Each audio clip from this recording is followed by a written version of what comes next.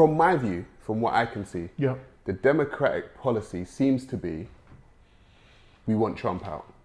Get Trump out and everything will be okay. But I don't know what they have proposed.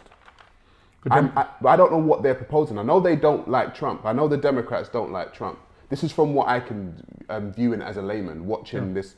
They don't like Trump. Okay, cool, you don't like Trump. But that seems to be their number one thing. Yeah, we don't want Trump in. Well, yeah, and it, do you know, if that's all it was, it wouldn't be so bad, because you have a president and you dislike him. Trump is not the first president to be disliked. There were people who vehemently disliked Obama. There were people who vehemently disliked George Bush. Yeah. I think there was bipartisan support in the country for the dislike of George Bush. I think though President Trump is different. We've seen literally from before he was inaugurated in January 2016. We've seen that there's been an effective campaign to malign him, and some of the things that have happened are just astonishing.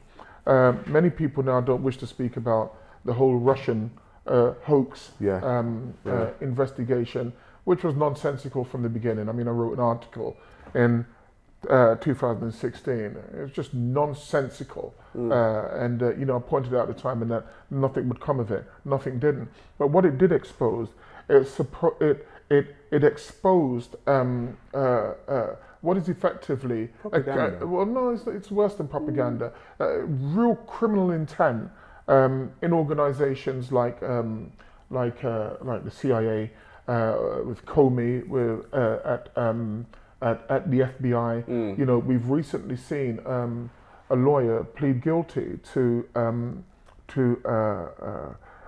fraudulently altering a FISA document. A FISA document is actually very, very difficult to get. It's a secret court, and you can apply to this court in order to surveil secretly anybody you wish to go against. They lied against this. There are people who've been put into prison unfairly. We have the case with General Flynn, for example, who has been completely maligned. And it would seem that anybody who was close to Trump, the system as it is, has sought to get them, to destroy them. Let me just point this out. It doesn't matter whether it's General Flynn. We've seen a whole host of characters, what I say are deep state characters, that have been shown to be corrupt, that have shown to be stymieing the efforts of Donald Trump ever since he took up the cudgels of presidency. And you know, I was always taught that that why tell a lie when the truth will be enough? There is enough to go after Donald Trump. There's enough to go after Donald Trump with. I think the way in which they've gone after not just Donald Trump, but his family has been quite disgraceful. And I think that if we were just looking at policies and leaving his personality to one side, he's done incredibly well, in spite or despite the attacks, which have been relentless and vicious. Okay, so bearing in mind now, I think voting is a practical decision, not an emotional one. Okay. That doesn't always carry through to the rest of the general population.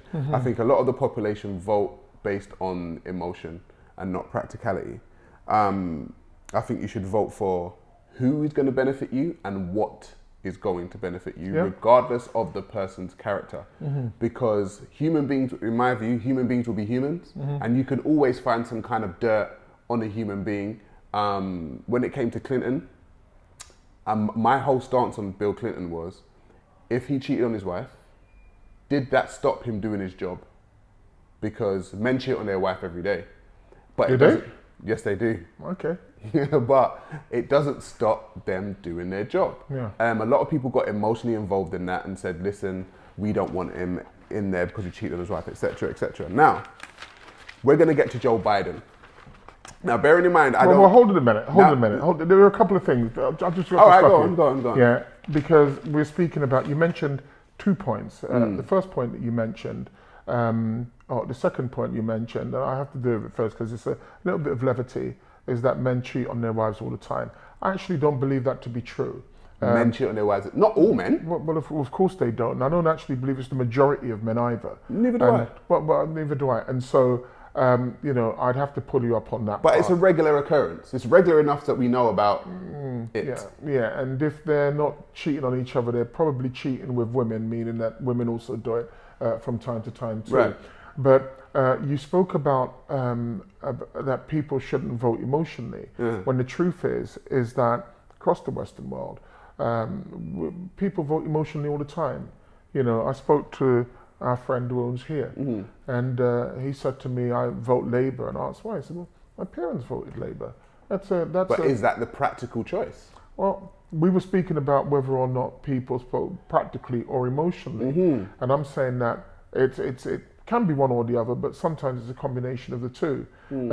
I think that it'd be better put if we ask ourselves, we make the statement that when you vote, you should vote on what benefits you. Yeah.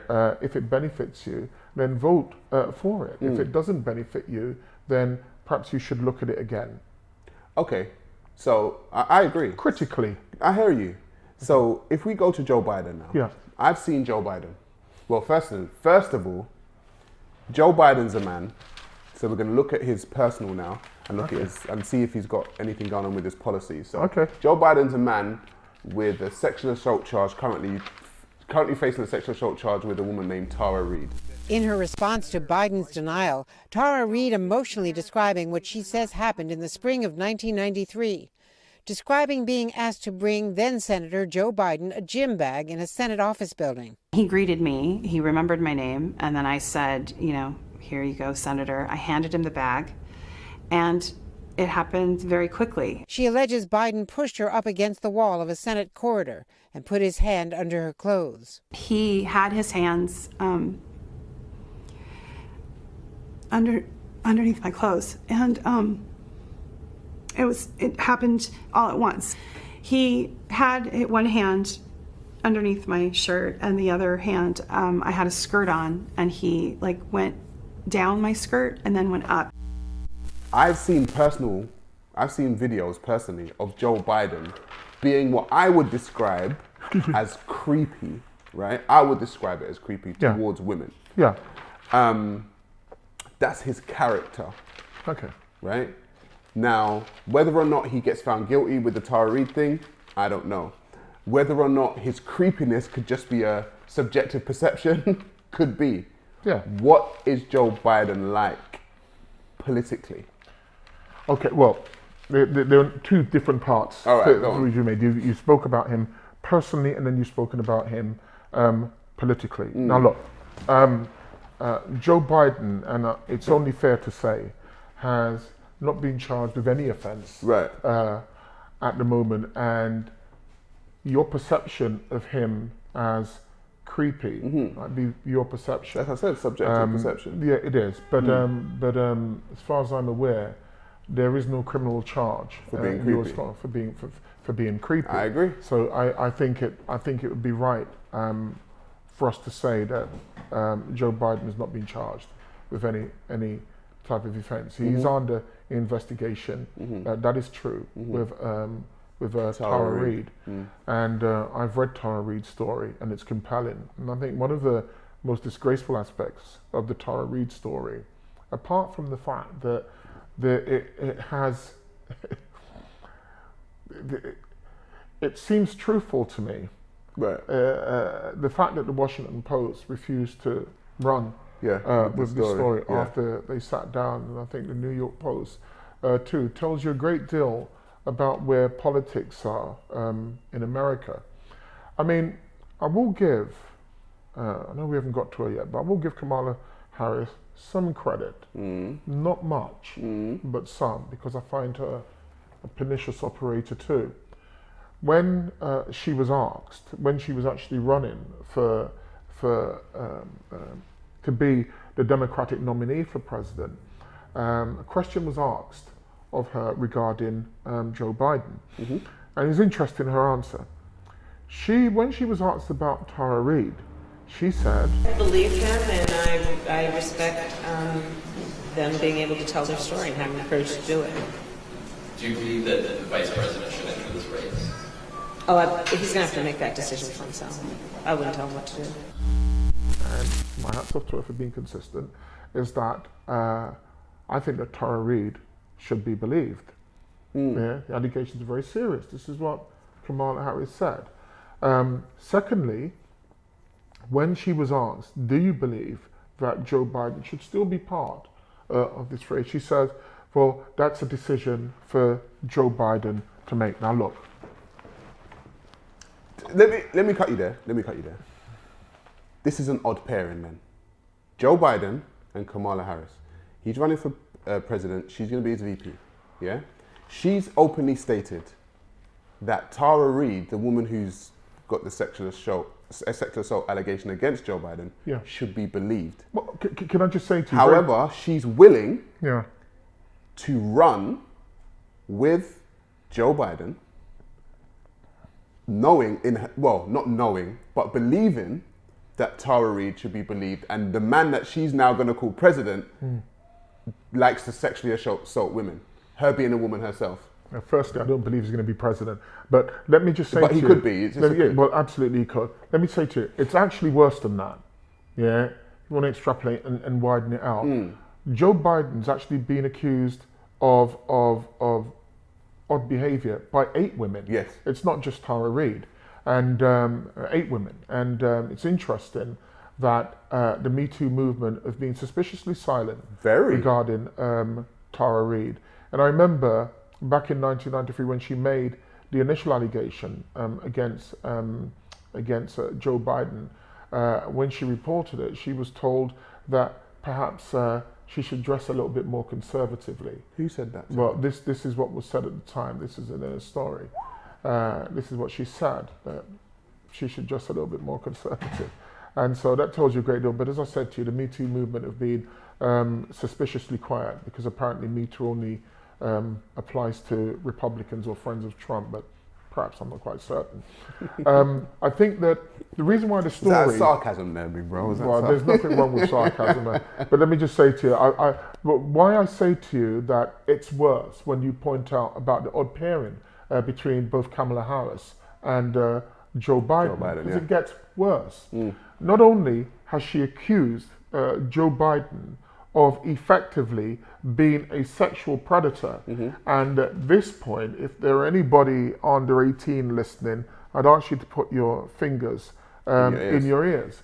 Joe Biden was accused of gripping this woman against the wall, having his left hand around her neck, and quote unquote digitally penetrating her after he put his hand underneath her clothing. This is sexual assault, and in my world, he'd be going to prison for a very, very long time for that. So Kamala Harris has accused Joe Biden effectively of being a sexual assaulter. When Vice President Biden was in the United States Senate working with segregationists to oppose busing, which was the vehicle by which we would integrate America's public schools. Had I been in the United States Senate at that time, I would have been completely on the other side of the aisle. And let's be clear about this. Sexual predator. She wishes to run with him, but it gets worse. She has also accused him of literally being a racist and being in hock with segregationists and the Klan. When it comes to the busing? Well, in terms of the busing. And she made clear that he supported legislation from segregationists. So, you know, on one hand, you ask yourself, well, where is the moral clarity from Kamala Harris? Because, you know, whilst I like you, as Sarah Garvey, I wouldn't be sitting down here if I knew that you were a rapist. Yeah, I just couldn't do it under no circumstances because I would feel very, very uncomfortable. But I think we know. So then, would you say that? Well, I think I know the real reason why she's running with him, but I'll wait. But then, would you say that American politics is devoid of morality? And if you have a moral compass in American politics, then you're probably more likely not to be in American politics. Well, you see, before I get to that, because that's a general question, and I'm speaking about something specific, Okay. yeah, which in relation to both Kamala Harris and Joe Biden. And I asked myself, is she a moral character? Because you see, politics plays a huge part in this, and they will admit it. It plays a huge part. And so we already know, as a statement of fact, because he said it, that Joe Biden, if he, in the unlikely event that he wins the election and becomes They president. said that about Trump, you know, in Pardon? the unlikely event that Trump wins. Yeah, they said, but it's completely different, So- and we can get into that later on. But, Alright. and I'll tell you the reason why. Go on. If he wins, he's already made clear that he will only be a one-term president. He made that clear. Oh yeah, Biden's made clear he'll only be a one-term president. Biden, for me, with what I've seen, and I'll put my hands up and say that I'm not a medical professional, so I can only tell you this from a layman's point of view, is that he seems as if he's in not an advanced, but an early stage of senile dementia. He forgets who he is. He's misnamed his wife. He thought his sister. He thought his sister was his wife. You know, I mean, this man doesn't understand, doesn't know what the American Constitution is. Yeah. He doesn't know whether he's running for president or he's running for the Senate. And you know, on an ordinary level, we can sit back and laugh. Oh, this is so funny, ha ha ha. But this is the man who's going to have his finger on a nuclear button. Yeah. You know, the rapidly rising I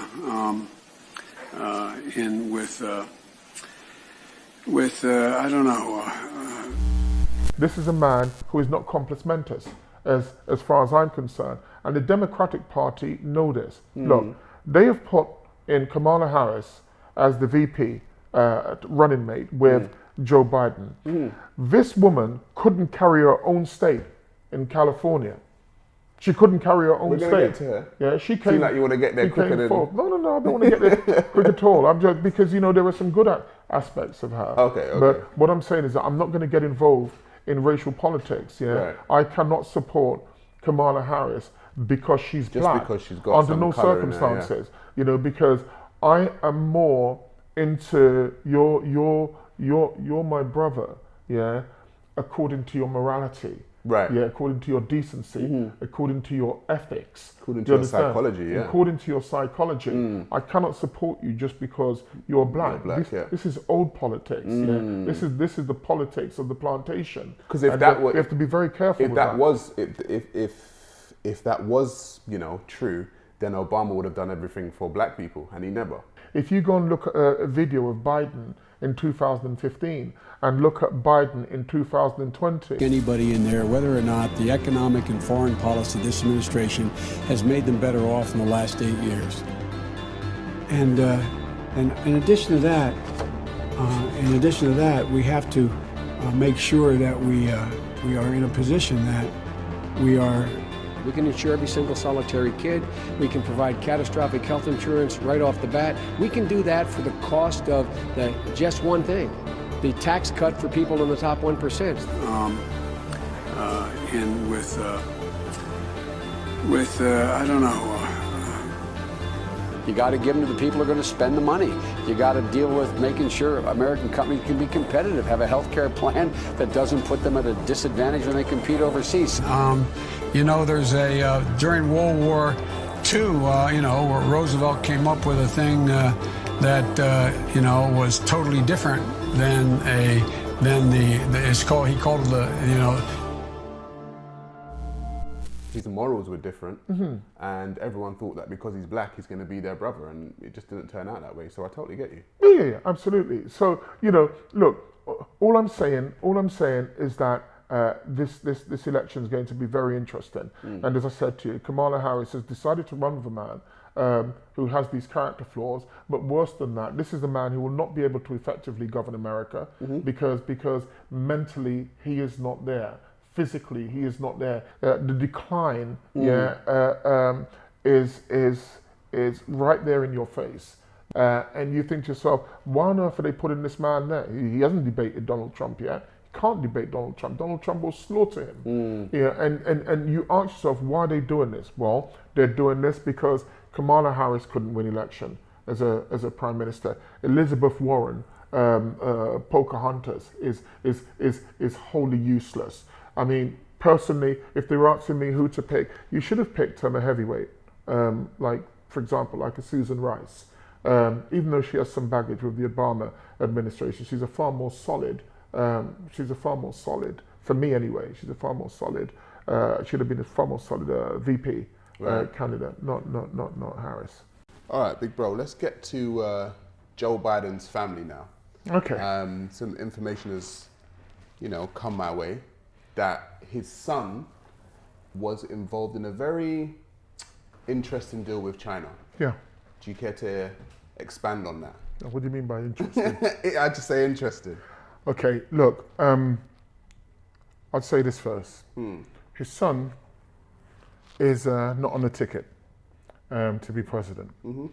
And that has to be made clear. And ordinarily, you certainly wouldn't target the family of your opponents because, for the most part, it would be unethical, be unfair, and he hits at something fairly dark or sinister in you.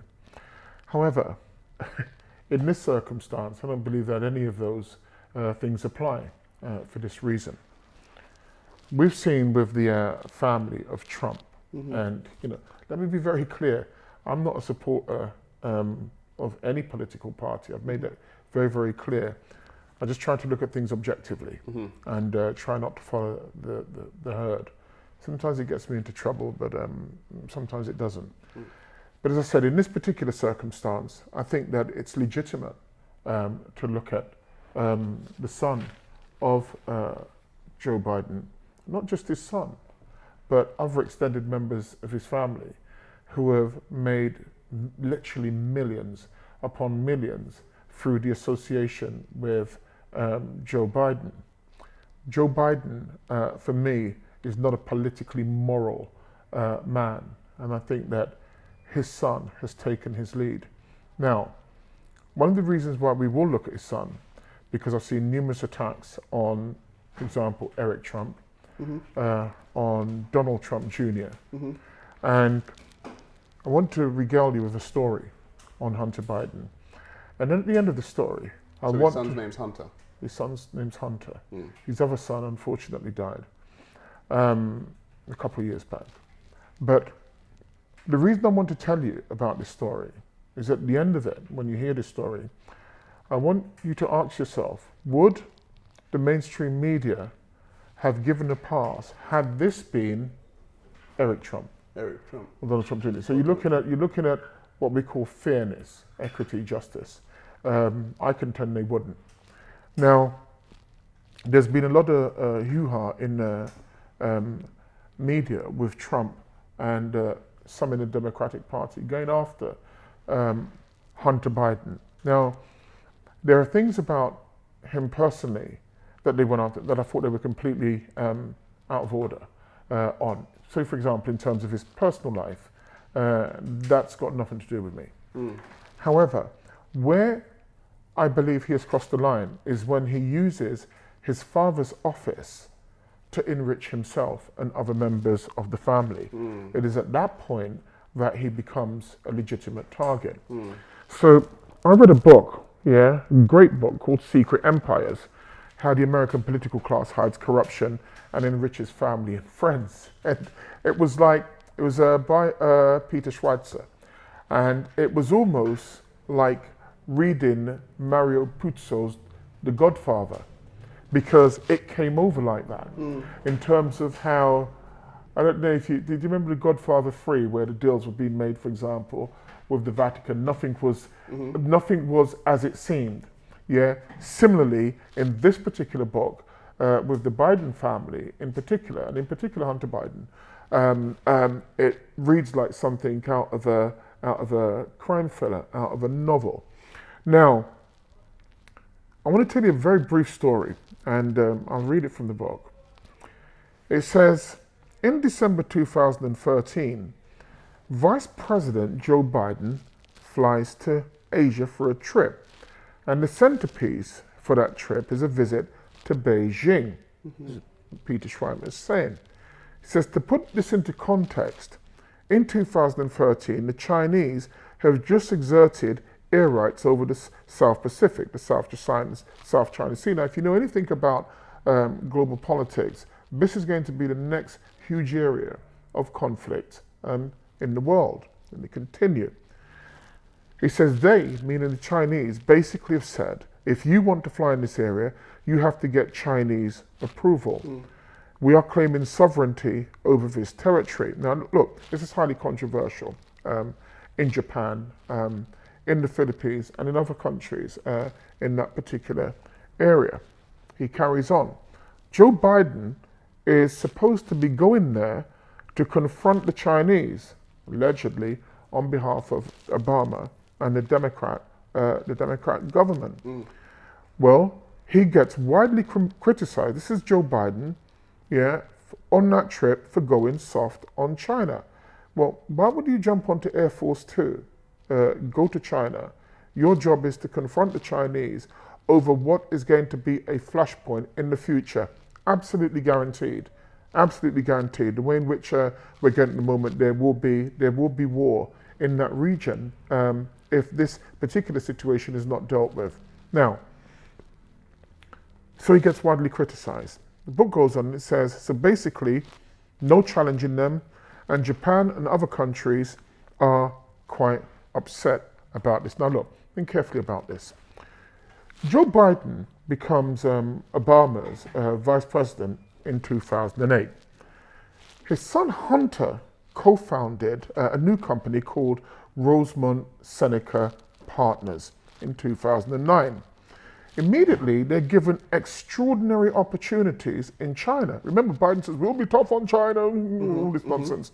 And my sister's my wife, and a load of other stuff. Now, in December 2013, they arrived on, as I said, aboard Air Force Two. Now, Rosemont Seneca, the company, became a partner in a new investment company backed by the state-owned Bank of China. China is a communist state. Right. Banks have no independence in China. They are effectively ruled by diktat from Beijing. Imagine this. But they become a partner. Oh, by the way, Hunter Biden has no experience whatsoever of running this type of company. None whatsoever. Now, that's not to say he's not a bright man, because clearly he is. Now, they are handed 10 days after Air Force Two leaves China, 10 days after they refused to confront the Chinese over what is essentially a land grab in the South Pacific Sea. And they are handed $1.5 billion. This by is the state of China. by the Chinese Communist Party. They're handed these monies. Now, Hunter Biden receives an immediate $30 million as a bonus. These are statements of fact.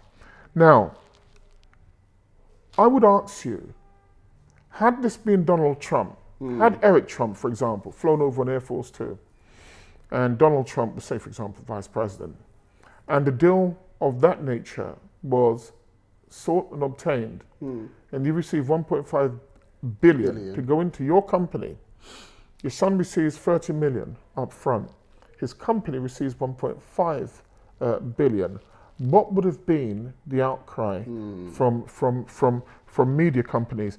And so, when you read this particular book, and as I said to you, I'd recommend you read it. It's called Secret Empires: How the American Political Class Hides Corruption and Enriches Family and Friends. You've got to read that book carefully and ask yourself, how is it in an era of media scrutiny can a political operator like Joe Biden and his son get away with this? Well, you start to look deeper. You look at Joe Biden's sister's husband. You look at his wife's family. There were 7 or 8 Bidens, just one moment, there were 7 or 8 Bidens who have made tremendous amount of monies through their connection with Joe Biden. And let me just say this, when Donald Trump was 27 I think he took over a property portfolio. I think it was 14,000 different properties. They made their money independently. They were independent. They didn't come into politics to become rich. They were already rich when they went into politics. Joe Biden has entered politics as a quote-unquote civil servant. Joe Biden is now extremely rich. Now, it would pay for you to find out when Joe Biden came into politics 48 years ago. It is that long. You might ask yourself what he's done during those 48 years. I'd say not much. How then do you become a person worth millions on a governmental salary? Perhaps it's a question for another time. Well, okay, so here's the thing. I am not opposed to nepotism. I'm not opposed to nepotism. I'm not opposed to giving jobs to your family and friends. I'm not. However, what I am opposed to is doing it, you know, with corruption at the base of it. I am opposed to it. I would give. I don't understand jobs that. To my I don't family. understand that. And let me just say to you very quickly. What do you mean? Well, I can tell you very quickly. At this point, I'm not interested in what you believe. Yeah, I'm interested in the facts regarding Biden and their absolute disregard for following the rule of law in America. And we're speaking about whether or not Biden is fit enough to become president of the United States of America. Now, when you take $1.5 billion, or your son takes $1.5 billion, look, we're not talking about something which was 30, 40 years ago. We're speaking about something 6 years ago. Yeah, 6.5 years ago. A question of fitness comes in. Now, many people may say, well, look at Trump. Trump has said this and Trump has been racist. I'm only looking at Trump's policies. Well, that's what you should look at if you're going to vote for someone. Well, absolutely. Absolutely. And then you look at it, and then, as I said earlier on, you ask yourself, will this benefit you? Because if you remember, I said earlier on, why tell a lie when the truth is enough?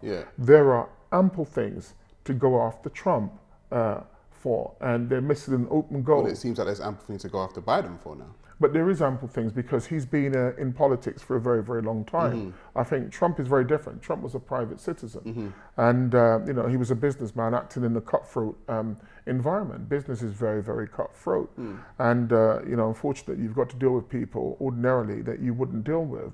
But business dictates that that's what happens. There is no etiquette. You know, sometimes you do shout. Sometimes you do put people in their place. It's literally what business is. You know, if you don't like it, you know, well, out the door, you know, you SOB. You know, people speak like that in business. I just think that when somebody like Biden, as I said, and the risk of repeating myself, who has been in politics for so long, and all of a sudden he is now offering solutions. Well, in effect, he's not, because he's hiding in his bunker.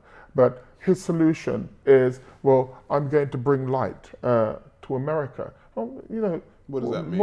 What does that mean? I mean, for the life of me, I don't understand what it means. And I think that we've reached it's almost like a parody now, state that we've reached in America, whereby we all know what the truth is, but we'll play a game and we'll pretend that this is not the truth. The truth is this man is incapable of being an effective president. Kamala Harris has put aside whatever morals she's got left to join with a man that she says is a racist and a sexual predator. And not only that his accuser should be, quote unquote, believed. She knows that he cannot be president, and so effectively a vote for Joe Biden as president is a vote to see Kamala Harris be president. So, Kamala Harris said in an interview, she's not going to do anything specific for black people. Okay. She said that herself. So I'm not going to sit here and say I'm going to do something that's only going to benefit black people.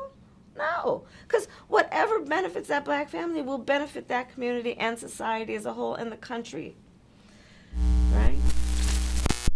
A lot of Can black you give people. Context to that? She was being asked by the interviewer.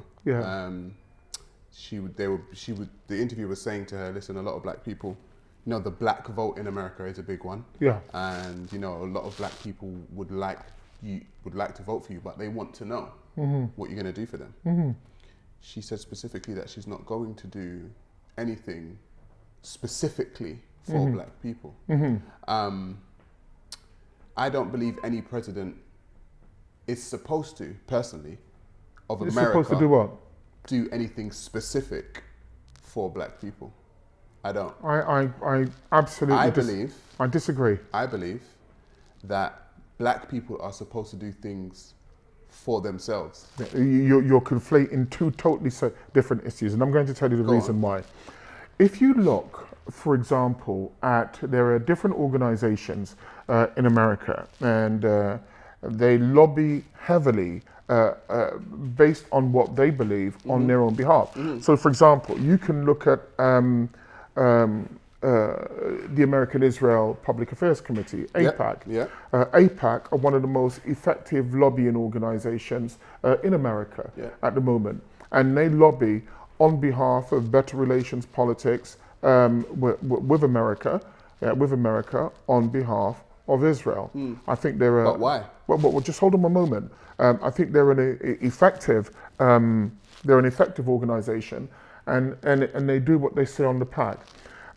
If you look at, say, for example, Stonewall argue on behalf of gays and an LGBT agenda. I think that Stonewall are an exceptional organization. Effectively, any group of people who have intelligence will argue, on behalf of issues that affect them. So for example, you had, as I said, let me just finish. Organizations. Well, hold on a second. No, hold on a minute. I'm going to come back to a different point. All right, go on. You can look, for example, at, as we spoke earlier, of, say, for example, the First Step Reform Act. There were many black people who were behind that particular piece of legislation because they knew that the legislation that was signed in 1994 under the Clinton crime bill adversely affected black people. So I don't believe it's right for you to say that people shouldn't argue effectively for policies which are going to benefit them. That's not what I said. Then if you didn't, then I'm going to listen to your point, then I'll apologize if that's not what you said. I said that the president is not supposed to do anything specific for black people. Black people are supposed to do something specific for themselves. No, now, I withdraw my apology. I heard you correctly. Hang on. Yeah, okay, Stonewall and AIPAC, yeah, those two groups have done something for themselves to gain leverage towards the White House to ask for something for what have they done? For a specific group. No, but they formed their organization. Yeah. Right? What organization have black people formed to even ask the president or ask the next president for something specific for black people? You've asked the question. You've got, for example, the Congressional Black Caucus, which is a powerful caucus within American politics. Who vote mostly Democrat? Pardon? They vote mostly Democrat. Look, the Congressional Black Caucus, do you understand, is, as far as I understand, you will have Democrats, but you will also have Republicans also. This is one of the reasons why it's true. Okay. It's the reason why it's the reason why you're going to get they ask for bipartisan support. So, for example, you can look at. Let me just think of something off the top of my head. Have they asked for something from the president? Pardon? Have they asked the Congressional Black Caucus? Have they gone to the presidents and asked for anything specific for black people? Yes, they ask all the time. What did they ask for? Well, as I said to you, they ask all the time. I mean, like, when they were looking, for example, at school, they were looking at school choice. When they were looking at police reform, for example, the person leading debate on police reform is Senator Tim Scott. Senator Tim Scott. Senator Tim Scott reached across the aisle and spoke to Senator. I've just forgotten her name. It'll come to me in a moment. Yeah. And they seeking to come to an agreement on a way forward on police reform. I think that they're having a problem at the moment with a particular policy that states that the police should not. One side is arguing that the police should be civilly liable if they break the law. The other side is arguing that they should. The point that I'm making is the reason why I'm making this point. But you know the point that I'm making is that they're looking to gain a consensus to move this particular bill forward. Right. Yeah, it's not true to say there are many black organizations outside of the Black Caucus, right, yeah, who are arguing on behalf of black advancement. Right. So let me ask you a question then. When black people ask for something specific in America, do they get it? There are times when they get it, and there are other times when they have to. It's up for negotiation. The reason why I say that is because I look at the socio-economic condition of black people, right? Yes. And black people in America have been at the bottom of the socio-economic ladder for a very, very, very long Yep. time. Irregardless of what they're asking for, these organizations are asking for, black people still find themselves at the bottom of the socio-economic ladder. Yeah. So what it has shown to me, is that black people asking for something from these presidents doesn't work. What black people are supposed to do is do for themselves. And this is where my nationalism comes in. Yeah. And this is where my politics comes in, by speaking to black people saying, listen, we need to do for ourselves because we cannot expect others to do for us. Yeah. We can't expect it. Yeah. We can ask, it's just like asking for reparations. Mm-hmm. Black people have every right to ask for reparations. Do I think you're gonna get it? No, I don't think black people are gonna get reparations. Yeah. Okay? Black people can ask for stuff and have asked for stuff from America for hundreds and hundreds and hundreds of years. Yeah. And America has seldom given them what they wanted. Mm-hmm. So it's showing you what it thinks of you. Okay, look, let me just say to you, that's not my viewpoint. And no, it's mine. Yeah, that's right. And it's not what I believe at all. And, whilst I don't want to play, let's answer each other 3 questions, I'd ask you to point out one law to me in America today that stops black advancement and at the same time propels white or others' advancement. There's not one. Look, let me just say this. But we have a racist judicial system. But we have an institutionally racist judicial system in America. You have an institutionally racist prison system in America. Yes. Okay. So you don't need a law. I've said this to people. You don't need a specific law telling you blacks cannot do. Yes. We have institutions that makes blacks cannot do. Look, let me just say to you, this is a fairly broad discussion, and it cannot be reduced to cliches or quotes about racism. There are many differentials involved in why many black people find themselves in the position that they're in America today. Now, is racism part of it? I think there is very little doubt. Is systemic racism part of it? Very different because it's ingrained within the system itself. Yes, it exists as well, but there are other particular parts that we can't ignore. So, for example, even though this is not what we're speaking about regarding the presidents, this is within the presidential debate. These are things that we can't ignore with 1 or 2 glib statements. If we look, for example, at the black family structure, it is destroyed for whatever reason. Yeah, it is destroyed. You can't have a situation. It's like 70-something. I think 71, 72% of black families headed by a woman for whatever reason. We're not going to go into why it is. I'm just talking about the effects that it has on the system. We're looking at school choice, and the fact that the schools are woefully inadequate in America. And this is something that's not in dispute. There are many of us within the criminal justice system in America. Is racism play a part of it? Yes, it does. But there is also a certain nihilism that we're attracted to in terms of subcultures that's been, just hear me out, just one moment, in terms of subcultures that have been developed amongst the black community in America, which I do not believe benefits us. No, I agree with that. It's not just one thing, Sarah. There's a whole host of things which are wrong, which is why I say that we need to take a broad spectrum view as to how to deal with this. Now look, do I believe that Trump is the answer to this? Do I believe that Trump can solve these problems? No, I don't. Do I believe that Biden can solve, and the Democratic Party can solve it. No, I don't. But for Can Kamala Harris solve it? well, no, Kamala Harris cannot solve it because Kamala. So who's going to solve it? Well, I'm going to tell you, Kamala Harris is part of that particular system.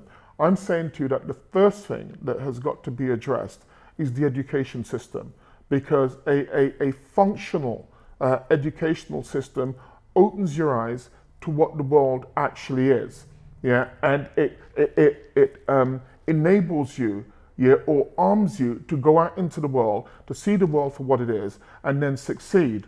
Yeah, just the other day, I went with a friend of mine to Oxford, and she was showing me where she was. She doesn't come from a quote unquote Oxford background, but she's done incredibly well for herself, and I'm very proud of her because of not the whole she's done herself, but because her father was a professional, mother was a professional. But the point is, she understood the value of education, and she went with it. I think that there has to be a recognition. There has to be a recognition that in some parts of our community, we haven't given education the kudos that it should receive. I agree. Yeah, that's all I'm saying. I agree. But in answer to your question, can Kamala Harris, can Biden, can Trump? No, they can't. What we have to look at, because this is the way in which the world works, we've got to look at incremental moves, yeah, in terms of a gradualism, if you like, and accepting that things are not going to change overnight, but there has to be incremental moves in order to improve. By whom? What I'm going to tell you, but by us, That's right. by people ourselves. And so, for example, there are people even in our community here, yeah, in Brixton, who are putting in the time, who are putting in the effort. I mean, we met. I forgot the name of the chap. You're going to have to remind me. The chap who has the school down in Tulsa Hill. Yes, you have to remind me of his name. Forget his name. And you know, they started this small, and now how many children do they have? The effort, the time that they're putting in. You know, you have schools like Michaela, for example. You know, I know the head teacher there, you know, started out with a couple of pupils, literally. They now have nearly 800 pupils, you know, and it's one of the best run schools. It's one of the best run schools in the country. There are many people in Birmingham, in Nottingham, in Sheffield, I've been to, who are putting this work in, and I'm quite certain that in America as well, there are people who are putting that work in. But that's us putting our work in for ourselves. Yeah, that's because we understand the benefit. Yeah. That's because we understand the benefit of education and what education will bring to us. And this is the reason why I'm such a firm supporter of school choice in America. And as I said, you know that most of my family are in America. I think 90-95% of my family are in America. Some of them are over at the moment, as you know, and I'm looking forward to seeing them later. But the point that I'm making is that with school choice, and I'll reiterate this again, it gives parents the choice. It takes away the power from the state, from the unions. Yeah, you're not doing your job in this school, we are not sending our children to the school. We are going to force you. We are going to force you to do better. That will be the leg up that we need to improve our position and condition in this world. Kamala Harris is an intelligent woman.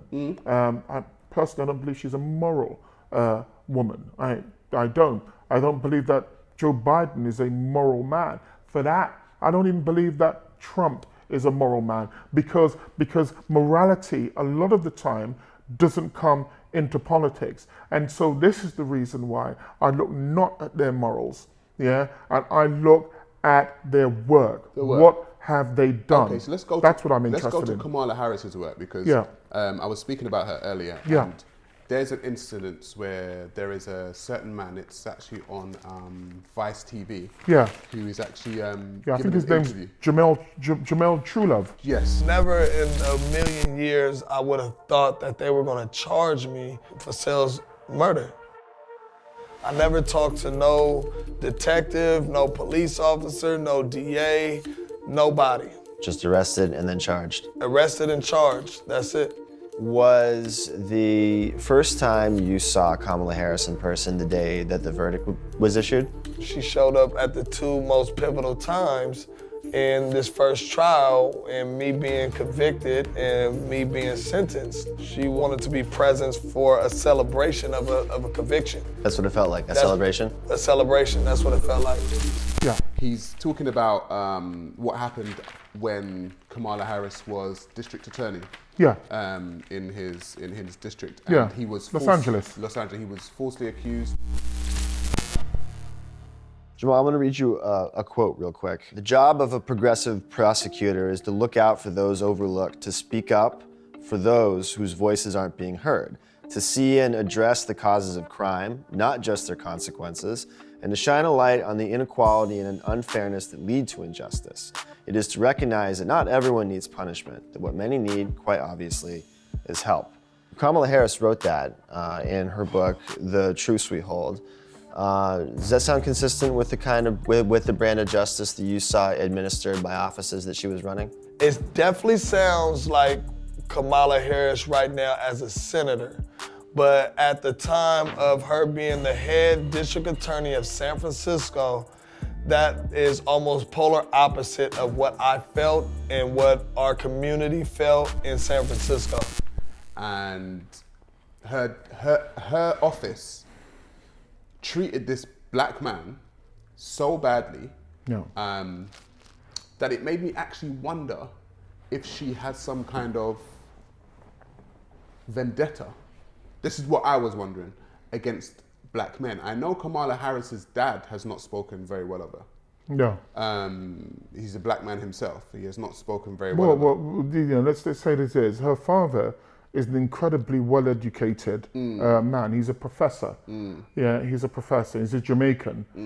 Also, split with Kamala's mother when she was 7 years old, and clearly that must have had some type of effect on her. You know, and as I said, I'm not a medical professional. I can only tell you what I see and what I've read. But the man in question was a man called Jamal Truelove. Jamal Truelove spent nearly 6.5 years in prison for a crime clearly he was innocent of.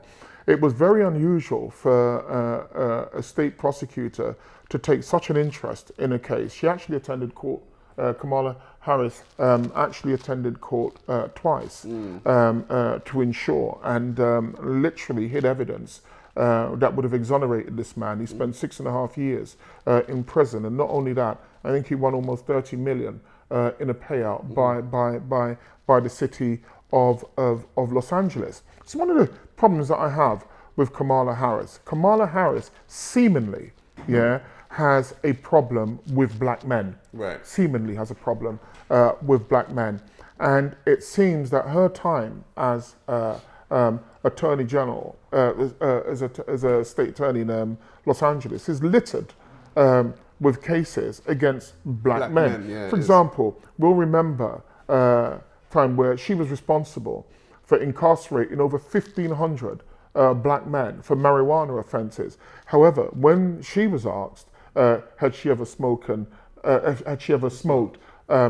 marijuana, she laughed. Yeah, she laughed. Apparently, she said in 1986, she stated that she was in university or college or whatever, and she was listening to Snoop Dogg and Tupac, which is really strange because they weren't. Well, Snoop Dogg's seminal album didn't come out until 92, 93. He wasn't on the radar. And I remember Tupac at the time, I think he may well have been around about 90, he was with Digital Underground. You know, so clearly she was lying. And I know a great deal about Snoop Dogg because it was our company that brought Snoop Dogg and Dr. Dre and Lady of Rage over here in the early 90s. And so, you know, I know a little bit about them, knowing Dr. Dre personally. And so the fact that she would come out with this tells me a great deal about her. That why would you need to tell that story? Why tell a lie when the truth would do? Yeah, the facts are that you're a well-educated woman. You took advantage of what society had to offer you, and you've done well in society. But you locked up 1,500 men for marijuana, whilst laughed and made jokes on Charlemagne the God's The Breakfast Club about, of course you did that. You know, I'm Jamaican. Do you understand? This is a woman who has never claimed Jamaican heritage in her life. Never. Because she despises that side of herself, and she's always extolled the Indian side of herself. Look, there's nothing wrong. You choose what you wish to be. I mean, she wants to choose to be a man today, she could, and we're supposed to address her by those pronouns. So if she wants to address herself as an Indian, she can. That's her choice. What it is, it just seems once again that she's now going to engage in racial politics, if you like, and somehow we should remain unthinking, and my family should vote for her purely on the basis that she is black, under no circumstances. All right, we've covered a lot today. Yeah. We have covered a lot. Well, let me just say one thing as well, because I think this is also important. Understand that it's not just that with people like Kamala Harris.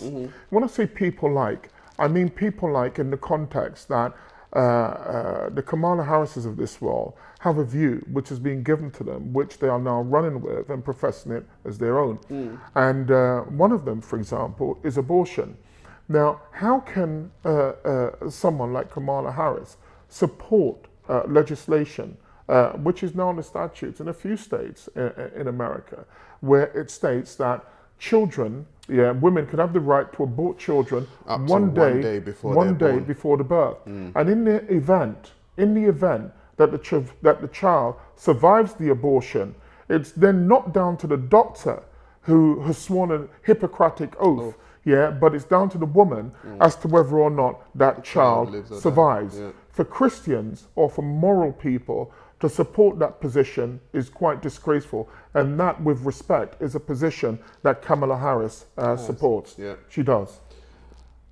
I'm not even going to go into the fact that Kamala Harris, just one last point, Sarah. I'm not even going to go into the point of Kamala Harris, a woman who has no children of her own, stating that she believes that children, students, should be forced to share bathrooms, and whatnot with men.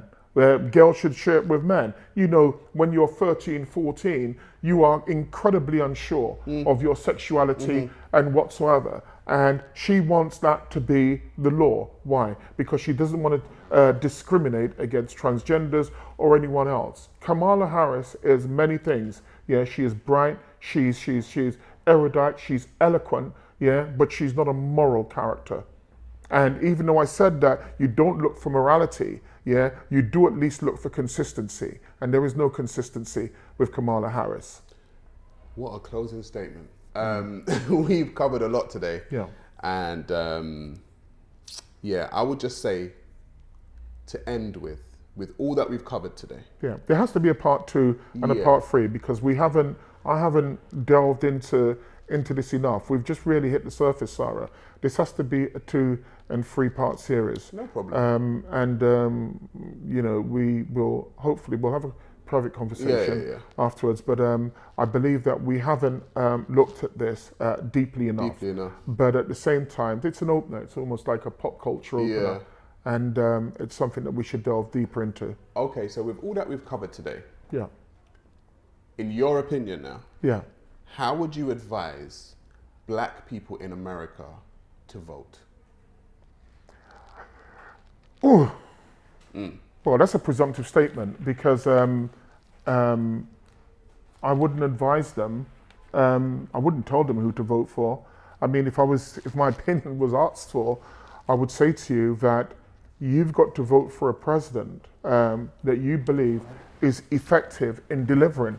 And so if you believe that low taxes, if you don't believe in defunding the police, if you believe in law and order, if you believe in school choice, if you do not believe in the concept of children being aborted a day before delivery into this physical world, and one group of people believe this and a group of people don't, you've got to search your conscience and ask yourself who you should vote for. Now, it would be a difficult decision because there are aspects of the Democratic Party which are equally as nasty and horrendous as the Republican Party. And so you have a difficult choice to make. I believe that Trump is doing well as a president. As I said, he'll never be a diplomat. He'll never be a professional politician. He will never say what it is you think that he should say. I think he's coarse. I think he's boorish. Yeah, I do. But if you ask me, I think he loves America. I think he does. Does he want to put America first? I think he does. I think that is Biden, would Biden be a good prime minister? Not prime minister, president? No. I mean, if you were to ask me and you said, well, who would you have chosen? I would have chosen, the senator from Hawaii, Tulsi Gabbard. Right. Yeah, that's what I would have chosen. You know, everyone knows I've chosen her. I think she was a superior candidate to the rest of them combined. You know, but who would I vote for? It's not for me to tell you. You've got to vote. You've got to vote your conscience. You've got to vote based on the facts. The unpalatable truth, though, is that you're not going to get the facts from the media. So you're really going to have to research for yourself. And that said, I think that both black people and poor people are in an invidious position because they've been ruled, for example, in Chicago by Democrats. I ain't seen Sal Capone. And you look at the state of Chicago at the moment. I have a cousin of mine who's a teacher here on the South Side. And just during Obama's presidency, during the 8 years, I think it was just under, or just over, slightly over 4,000 people who were shot dead. I mean, you've got greater chance of surviving the jungles of Laos, you know, Vietnam, you know, than surviving in some American cities. So something fundamentally has gone wrong. And we cannot continue to do what we've continued to do. We've got to, Sarah, genuinely, the American public have got to become smarter, have got to become clever, and vote your interest. Yeah, if these people are not doing the best for you and your family, get rid of them. You've got to. Thank you, big bro. You're welcome. And that is that, family. Peace, family. Peace.